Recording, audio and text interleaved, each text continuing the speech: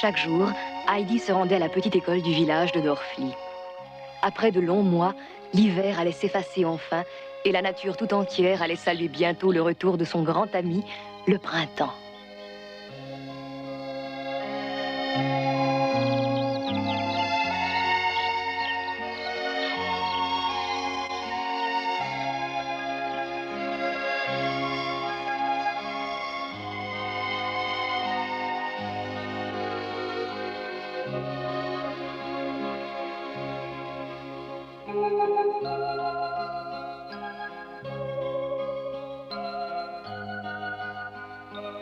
Elle ne sauve pas, Kiki. On retourne chez nous, dans la montagne. Heidi, on s'en va. Attends, grand-père. Kiki, si tu ne m'écoutes pas, je ne t'emmènerai pas avec moi. Allez, viens vite.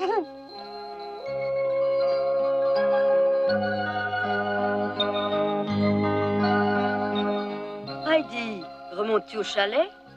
Oui, on viendra l'automne prochain. Eh bien, Heidi, pars-tu déjà pour la montagne? À présent qu'il fait beau, on peut monter au chalet. Attends là une minute. Prends, je viens de faire des gâteaux. Si jamais tu as faim, tu en mangeras en route. Oh, merci, madame. À bientôt, ma petite fille. Tu t'en vas déjà? C'est presque l'été, tu sais. Tu reviendras à l'école avec nous? Oui, au revoir.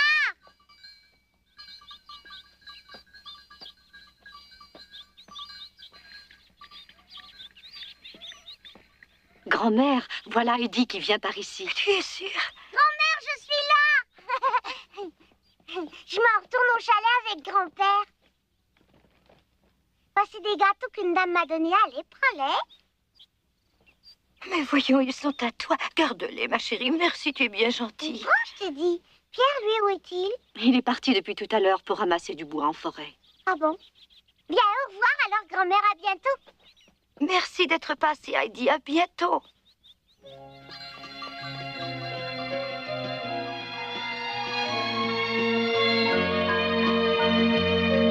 Ah!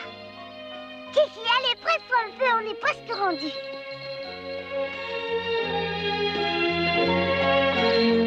Youpi!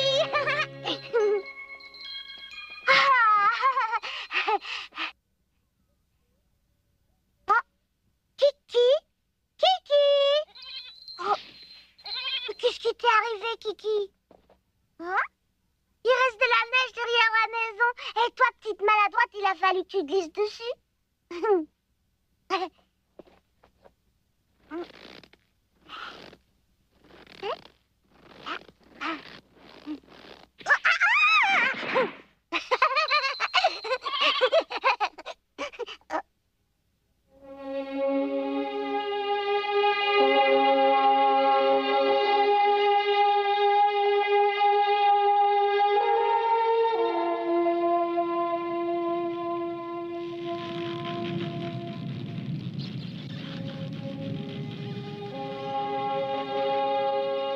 Bonjour, mes jolis sapins, je suis revenue.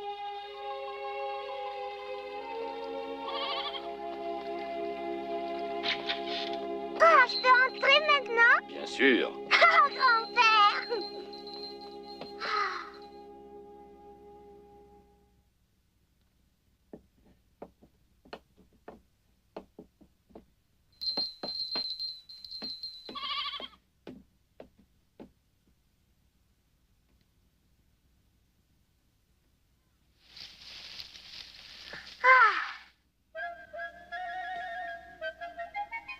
Une dure besogne m'attendait. Il me fallut toute la journée pour nettoyer le chalet, ranger les affaires et faire les lits. J'avais du travail par-dessus la tête. Ce grand nettoyage de printemps m'avait creusé et le soir j'ai mangé d'un bel appétit.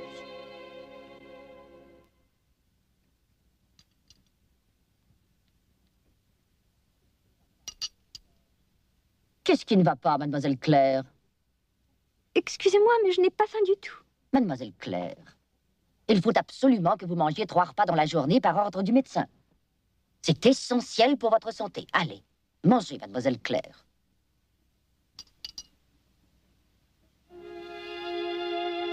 Le soir, j'ai tellement sommeil que je monte me coucher dès que j'ai fini de manger.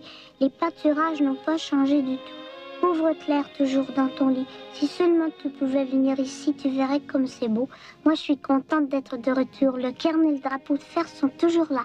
Je suis si bien allongée dans l'herbe. Je m'étire au soleil. Le vent me murmure de jolies berceuses et les cloches des chèvres battent la mesure tout autour de moi. Oui, entrez. Comment se fait-il? Vous ne dormez pas encore à l'heure qu'il est, mademoiselle Claire? Je n'ai pas sommeil. Il est tard. Allez, faites un effort, tâchez de dormir, vous avez besoin de sommeil. Oui, je sais. Bonsoir, mademoiselle Rougemont.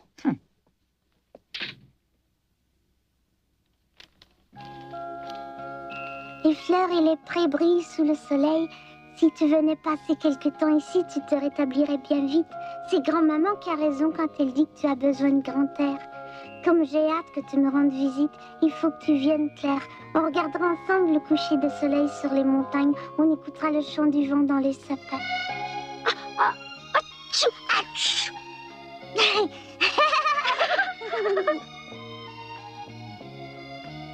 Quand je pense qu'à Francfort, Claire ne va jamais plus loin que la cour de la maison. Elle n'a jamais vu de montagne. Elle ne connaît que des murs gris. Sébastien! Sébastien! Voilà. À votre service. Je voudrais parler à mademoiselle Rougemont. Amenez-moi chez elle, s'il vous plaît. Tout de suite, mademoiselle.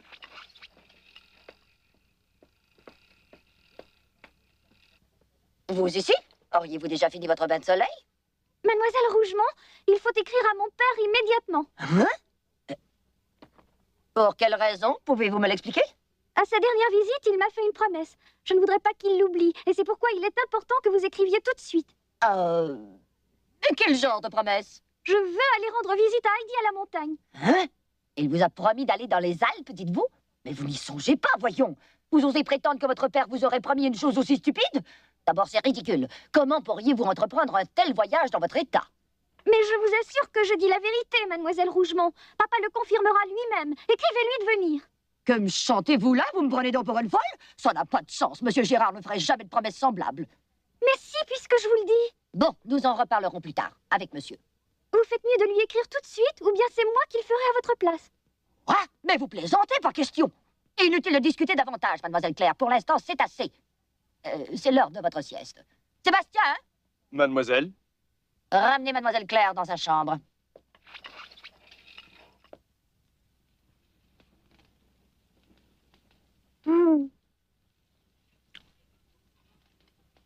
Crois-tu, grand-père, que Claire ait déjà reçu ma lettre à l'heure qu'il est?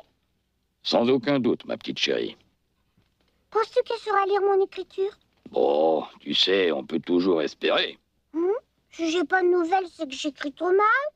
Mais non, tu sais bien que je te taquinais. Mon petit doigt me dit que Claire est justement en train de t'écrire en ce moment. Peut-être c'est vrai. Bientôt, je vais sûrement recevoir une belle longue lettre.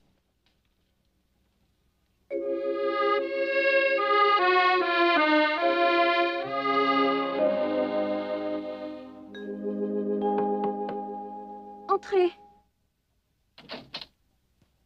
Mademoiselle Claire, que se passe-t-il donc? Vous refusez de descendre manger maintenant? Vous vous sentez mal? Non, oh non. Bien, dans ce cas, venez manger sans tarder, l'heure du repas a déjà sonné. Pas avant que vous ne me permettiez d'aller voir Heidi. Quoi? Ai-je bien compris? Je vous prie de cesser immédiatement ces enfantillages. Allons, descendez manger tout de suite, ou vous allez vous rendre plus malade encore. Bon, eh bien tant pis, il m'arrivera ce qui doit m'arriver. Je vous défends de parler comme ça. S'il vous arrivait quelque chose ou le moindre malheur, monsieur Gérard ne me le pardonnerait jamais. Ce serait bien fait. Oh! Écrivez-lui. Dites-lui que je veux absolument faire ce voyage dans les Alpes. Je sais ce que j'ai à faire, mademoiselle Claire. Alors? Sortez, moi je reste ici. Je vous répète de sortir, mademoiselle Rougemont, m'avez-vous entendu? Mademoiselle Claire, comment osez-vous?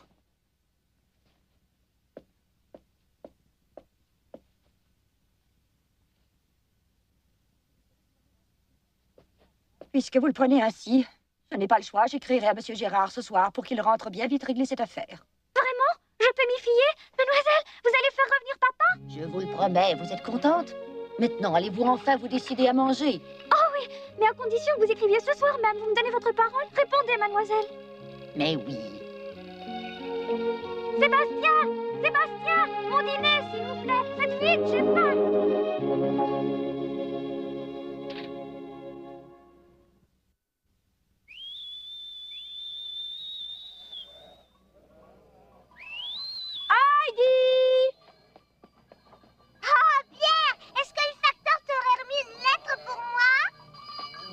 Oh, non, pas encore. Oh, je suppose que Claire n'a pas réussi à lire mon écriture. Tu viens pas avec moi? Oh, j'en ai pas envie. En plus, si je viens. Bon, je cours chercher ton déjeuner.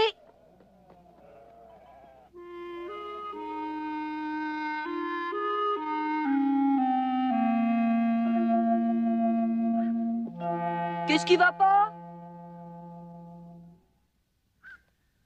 Heidi, est-ce que tu serais malade par hasard? Pierre, je m'en vais à la maison. Hein? Pourquoi? Il faut que j'écrive à Claire. Ce soir, au retour, je te donnerai ma lettre à poster, d'accord? Une lettre à poster. Bon, rends-moi service. Attends un peu.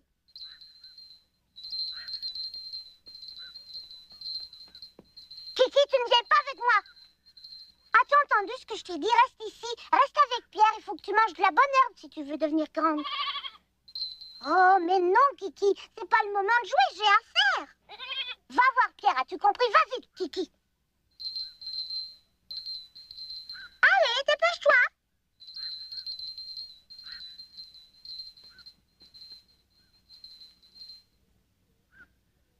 Claire, Claire, toujours Claire. Il y en a que pour Claire en ce moment.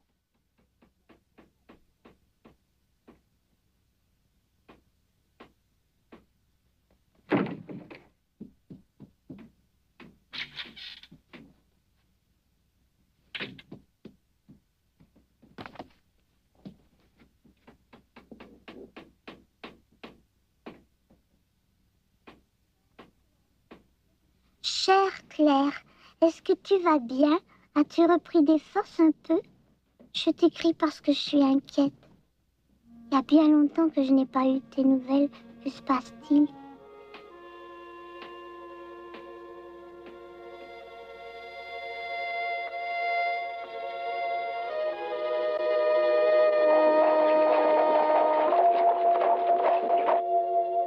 Ma petite Claire. Te voilà enfin. Ah. Mais attends que je te regarde. Pour quelqu'un qui voulait faire la grève de la faim, il me semble que tu as une mine resplendissante comme jamais. J'avais peur que tu aies oublié ce que tu m'as promis au moment de ton départ la dernière fois. Oh, j'ai tellement envie de revoir Heidi. Est-ce mon genre d'oublier? Voyons. Mais il faut que nous parlions un peu, toi et moi. Non, je veux que tu m'emmènes dans les Alpes. Mais ma chérie, qui t'a dit que je ne le voulais pas? De quoi veux-tu parler alors? Vas-y, je t'écoute. Claire, je suis tout à fait prêt à t'envoyer en vacances quelques mois dans les Alpes, mais il me faut tout d'abord l'accord du médecin. C'est ta santé qui est en jeu. Lui saura prendre la décision qui convient. Et s'il ne veut pas que je parte en montagne, y as-tu pensé? Eh bien, il te faudra rester ici. Et tu n'es pas si mal. Mais pourquoi? Tu m'avais pourtant promis. Je sais. Aussi, je vais faire de mon mieux pour le convaincre, Claire. Compte sur moi, Ava. Fais-moi plaisir, ma chérie. Patiente jusque-là, d'accord? Je veux bien, tu es gentil. Papa. Oui. Qu'est-ce que c'est? Le docteur est arrivé, monsieur. Je vais lui parler, ne t'inquiète pas, il comprendra. Merci, papa.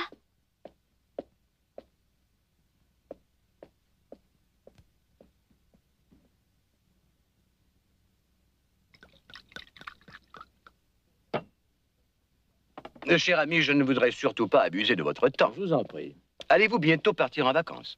Certainement. Il y a bien longtemps que je n'en ai pas pris. Je compte voyager. À vrai dire, je n'ai pas de projet précis. Mais que vouliez-vous me demander au sujet de Claire? Voilà. Elle tient absolument à aller rendre visite à son amie Heidi. D'ailleurs, c'est un peu de ma faute. Comment ça? Je ne vous suis pas, mon cher. Je vais vous expliquer. Quand la petite Heidi est repartie chez elle, il m'a fallu promettre à Claire qu'un jour, elle irait la voir dans les Alpes. C'était le seul moyen pour la consoler. Mais ça représente un très long voyage. Je le sais, c'est pour ça que je veux votre avis. Pour être franc, il ne fait pas de doute que la santé de votre fille s'améliore. Changer un peu d'air lui ferait énormément de bien. Elle a grand besoin de soleil. Alors, c'est que vous m'approuvez. Minute. Mieux vaut ne pas s'emballer trop vite, mon ami. Mais pourquoi? Savez-vous exactement ce qui l'attend là-bas? À supposer que j'accepte de l'envoyer en montagne, il faut qu'elle parte pour 1 mois, 15 jours minimum. Autrement, pareil voyage ne peut que la fatiguer. Je vois. Il faudrait donc que Heidi et son grand-père veuillent la recevoir quelques mois. C'est bien ça, docteur? C'est un premier point. Mais en admettant qu'il soit d'accord et qu'il l'invite, reste maintenant à savoir si l'endroit lui conviendrait. Comme je vous l'ai déjà dit, je suis convaincu que l'air des montagnes ferait le plus grand bien à Claire. Mais si j'ai bonne mémoire, il me semble que notre petite Heidi habite en haute altitude, loin d'un village, isolé de tout. En outre, qui nous dit que là-bas, Claire pourrait se déplacer en fauteuil roulant? Alors, vous préférez qu'elle reste ici? Ce serait plus sage, en effet. Je suis désolé pour elle. Bon, parfait. Je comprends. Mais que vais-je pouvoir lui dire?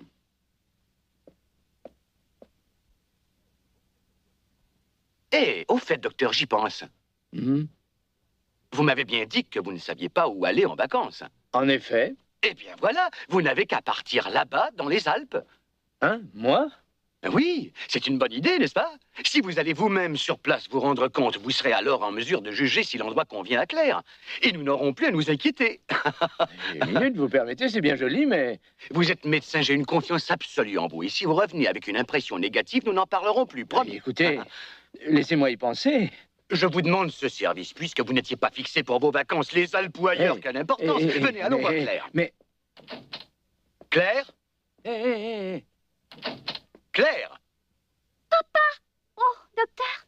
Bonjour, Claire. Ma chérie, voici ce que nous avons décidé. Avant que tu ne fasses un tel voyage, le docteur va aller se rendre compte par lui-même. Qui? Qu'est-ce que tu racontes?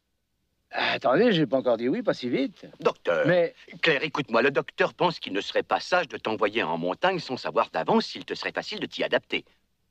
Oui, mais... Mieux vaut prévoir, Claire. Il faut savoir être raisonnable. Imagine un seul moment que l'altitude ne soit pas indiquée pour toi, tu comprends? Oui.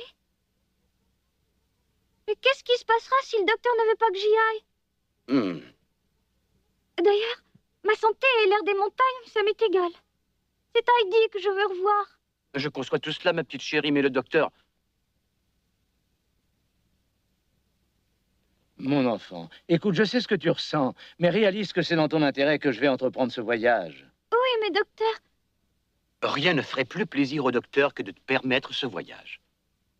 Il part en éclaireur. Attends de connaître ses impressions. Hein? Tu as raison. Il n'y a qu'à attendre. Merci de ce que vous faites, docteur. Allez voir mon amie. Surtout, embrassez-la bien pour moi. Et revenez vite me donner de ses nouvelles. J'ai si hâte que vous me parliez de ces montagnes qu'elle aime tant. Des pâturages, du chalet, de son grand-père et de tous ses amis. Pierre, Hercule, les chèvres. Comprenez, ils sont devenus tout mon univers. Compte sur moi, Claire. Il y aura bientôt un rapport complet. Au fait, j'y pense. Puisque vous verrez Heidi, vous allez pouvoir lui remettre des cadeaux de ma part. Hein, vous voulez bien? Je sais ce qu'il lui faut. J'ai quelque chose pour son grand-père et aussi pour la grand-mère de Pierre. Bien sûr, ne t'inquiète pas, je me charge de tout. Merci, vous êtes bien bon. Tu es contente alors? Ah oui, je vais attendre votre retour patiemment. Bien, te voilà redevenue sage, ma chérie. Papa! Oh. Pourquoi t'en faire? Finalement, tout s'arrange, tu vois bien.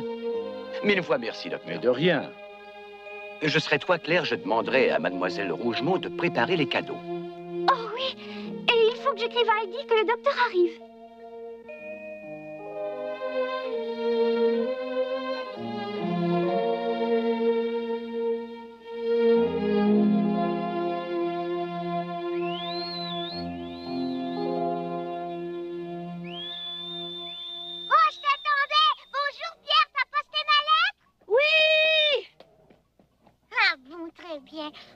Cette fois-ci, il faut espérer que Claire saura lire.